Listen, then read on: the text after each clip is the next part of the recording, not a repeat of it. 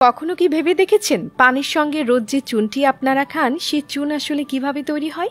এই ভিডিওটি আপনাদের জন্যই। ভুঁড়ি ভোজের পরে এক খিলি পান ছাড়া যাদের পেটই ভরে না, ঝিনুক থেকে যে মুক্ত আসে তা তো আপনাদের সবারই জানা আছে, কিন্তু এই ঝিনুক থেকেই যে চুন তৈরি হয় তা কি আপনারা জানতেন? না জানা থাকলে চলুন এই ভিডিওটি শেষ পর্যন্ত দেখি। তবে চুন তৈরির প্রথম ধাপটি দেখলে আপনাদের কিন্তু একটু গা গুলোতে পারে। দেখুন কিভাবে পুকুরের ময়লা আর পানির মাঝে পরিষ্কার করা হচ্ছে চুন তৈরি ঝিনুকগুলো এই পানিতে ধোয়ার কারণ ঝিনুকের গায়ে সব কাদামাটি দূর করা। অথচ কাদামাটি দূর করতে কাদা জল ভর্তি আরেক পুকুরেই সে ঝিনুক ধোয়ার সায়েন্সটা আসলে কি বুঝতে পারলাম না। বুঝতে পারলে কমেন্ট বক্সে একটু জানিয়ে দেবেন তো দর্শক। তো চলুন দেখি এরপরে কি হয়। ঝিনুক ধোবার পরে সেই ঝিনুক এনে চুনিরা বাড়িতে স্তূপ করেন। বলে রাখা ভালো, চুন যে মানুষরা বানান স্থানীয়ভাবে তারা চুনারু, যুগী আর চুনি সহ নানান ধরনের অদ্ভুত নামে পরিচিত। স্থানীয় জেলেদের কাছ থেকে ঝিনুকের এসব খোলস সংগ্রহ করেন তারা। কেজিতে দাম পড়ে মাত্র 10 টাকা করে। তবে শুধু ঝিনুকই কিন্তু নয়, চুন বানানোর আরেক মহা গুরুত্বপূর্ণ উপকরণ এখনো কিন্তু বাদই রয়ে গেছে। হ্যাঁ, দেখে নিন প্রিয় দর্শক, ঝিনুক স্তূপ করার পরে চুনিরা কি সুন্দর কাঠ কাটতে বসেছেন। দেখুন কি সুন্দর ছোট ছোট সেই পেয়ে কত কাঠ কাটছেন তারা। জানা যায় একবার চুন বানাতে নাকি এই কাঠের খড়ি লাগে প্রায় 400 কেজি পর্যন্ত।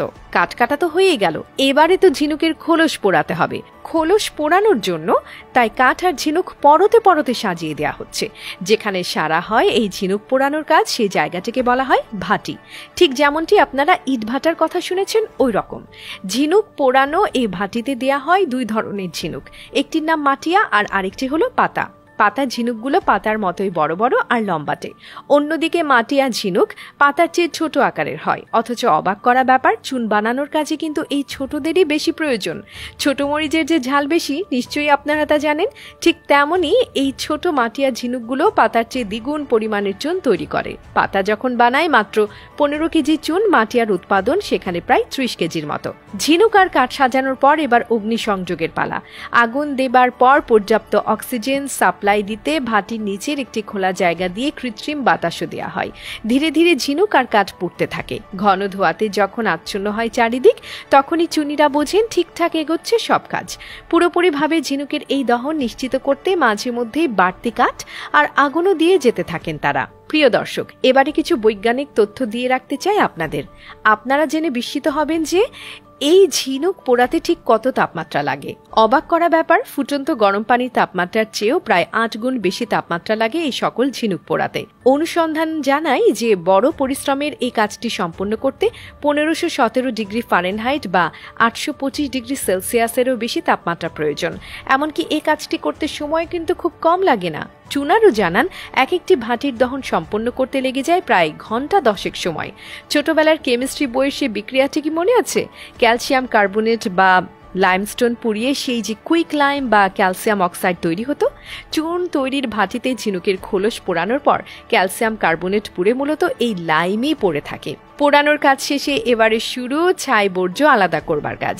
এই পর্যায়ে দেখুন বাড়ির মেয়েরাও কিন্তু এসে ছাই ঝাড়বার কাজ করতে বসেছেন। কুলা দিয়ে ঝেড়ে বা ফ্যান ছেড়ে দিয়েই হোক, চুনিরা নিশ্চিত করছেন এক চিমটি ছাইও যেন অবশিষ্ট না থাকে। পরিষ্কার করা হলে পড়ে থাকে চুন তৈরির মূল সেই উপকরণ। জানা যায় 1004 ঝিনুকের খোলস পোড়ালে চুন তৈরির মাল মশলা মেলে প্রায় 40 কেজির মতো। এরপরে শুরু হয় শেষ ধাপের কাজকর্ম। দেখুন একটি আধা যান্ত্রিক ব্লেন্ডারে কিভাবে পানি মিশিয়ে মাল মশলাগুলোর লিকুইড ফ্যাকশন করছেন চুনি। পানি মেশাতে মেশাতেই মূলত পাওয়া যায় শেষ স্তরের চুন। আবারও চলে আসে রসায়নের সেই বিক্রিয়া। ক্যালসিয়াম অক্সাইডের সাথে পানি মেশালে ক্যালসিয়াম হাইড্রক্সাইড আসে। আর ক্যালসিয়াম হাইড্রক্সাইড হলো সেই বহুল জনপ্রিয় চুন। 40 কেজির মতো পোড়া খোলস হতে 1.5 থেকে প্রায় 200 কেজি পর্যন্ত তরলীকৃত চুন মেলে। এই চুনগুলোই পরে বাজারে বিক্রি হয়। ইদানিংকালের সব পাথুরে চুনের আধিক্যে ঐতিহ্যবাহী এই ঝিনুক চুনের কদর অনেক বেশি বাজারে। যুগ যুগ ধরে অল্প কিছু পরিবার বংশ পরম্পরায় করছেন এই ঝিনুক চুনের কাজ। বাংলার চিরায়ত এই ঐতিহ্য টিকিয়ে রাখতে সরকারি বেসরকারি সকল পর্যায়েই তাই প্রণোদনার প্রয়োজন বলে মনে করছেন বিশেষজ্ঞরা।